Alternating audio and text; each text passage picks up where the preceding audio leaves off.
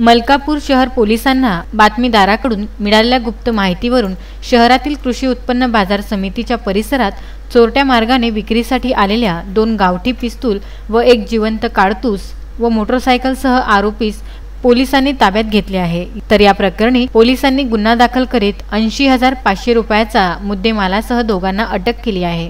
तर या प्रकरणी सविस्तर माहिती अशी की शहर पोलिसांना बातमीदाराकडून मिळालेल्या माहितीनुसार आरोपी सागर संजय भंगाडे वय 25 वर्ष राहणार सरस्वती नगर वरणगाव हा शहरातील कृषी उत्पन्न बाजार समितीच्या परिसरात आपल्या विना नंबरच्या मोटरसायकलने 2 गावठी पिस्तूल व 1 जिवंत कारतूस चोरट्या मार्गाने विक्रीसाठी घेऊन येत आहे। तर या माहितीवरून पोलीस निरीक्षक कैलाश नागरे यांच्या मार्गदर्शनाखाली डीबी पथकाचे अधिकारी व कर्मचारी API Shridhar Gutte, API Chandrakant Mamtabade, ASI Ratansing Borade, NPC Jitendra Sapkale, PC Samadhan Thakur, Anil Dagor, ईश्वर वाघ, शशिकांत शिंदे, योगेश जगताप यांच्यासह कृषी उत्पन्न बाजार समिती परिसरात सापळा रचून मिळालेल्या माहितीनुसार एक इसम आढळून आल्याने त्याची विचारपूस करीत झडती घेतली असता त्याच्याकडून बनावटीच्या 2 गावठी पिस्तूल किंवा 30,000 रुपये, 1 जिवंत कारतूस किंमत 500 रुपये, 1 बजाज कंपनीची मोटरसायकल किंमत अंदाजे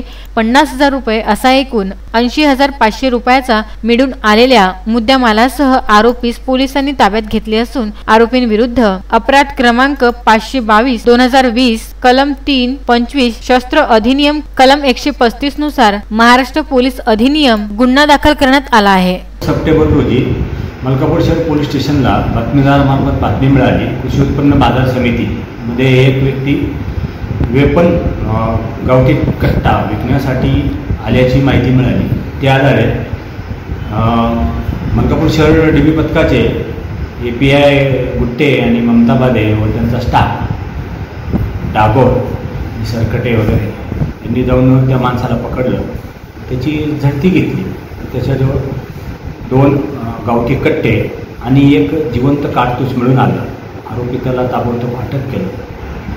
आरोपी सध्या पोलीस कस्टडीमध्ये आहे आणि आरोपिताकडे चौकशी केली असता संजय चंदेल नावाचा जो वरणगावचा व्यक्ती आहे त्याच्याकडून विकत घेतल्याचे सांगितलं। त्याला पण आम्ही ताब्यात घेतलंय, अटक केलेली आहे।